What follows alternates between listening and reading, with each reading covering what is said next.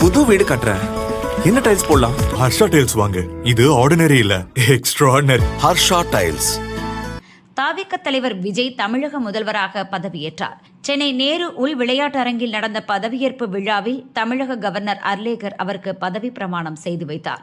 பதவியேற்பு விழாவுக்கு கோட் சட்டை அணிந்து டிப்டாப்பாக வந்திருந்தார் விஜய்.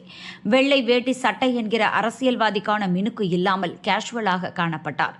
இதெல்லாம் விட இந்த முறை விஜய் வந்த கார் கவனத்தை ஈர்த்துள்ளது.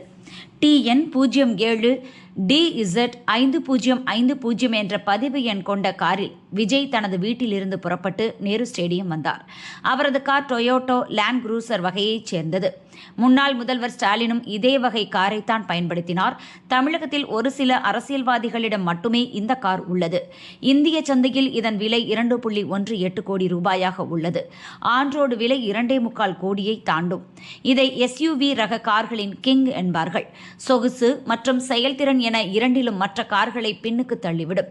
நீண்ட தூரம் பயணித்தாலும் களைப்பு தெரியாது. இதனால்தான் அரசியல்வாதிகளின் முதல் தேர்வாக இந்த கார் உள்ளது. விஜய் பயணம் செய்த இந்த கார் வாய்ஸ் ஆஃப் காமன்ஸ் நிறுவனத்தின் பெயரில் பதிவு செய்யப்பட்டுள்ளது. இது தமிழக அமைச்சராக பதவியேற்றுக் கொண்டுள்ள ஆதவ் அர்ஜுனாவால் தொடங்கப்பட்ட நிறுவனமாகும். ஆதவ் அர்ஜுனா நிறுவனராக உள்ள நிறுவனத்தின் பெயரில் பதிவு செய்யப்பட்ட காரில் விஜய் பதவியேற்க வந்தது பலரது கவனத்தை ஈர்த்தது.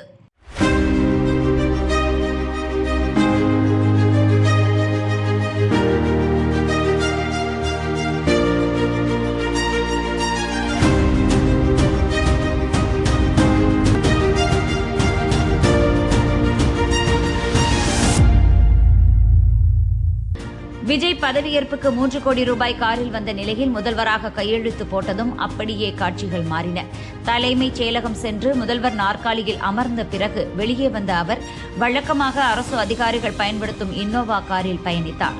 ஏற்கனவே பதவியேற்பு விழாவின் போது மேடையில் ஈகோ பார்க்காமல் டேபிள் தூக்கி போட்டு உதவினார்.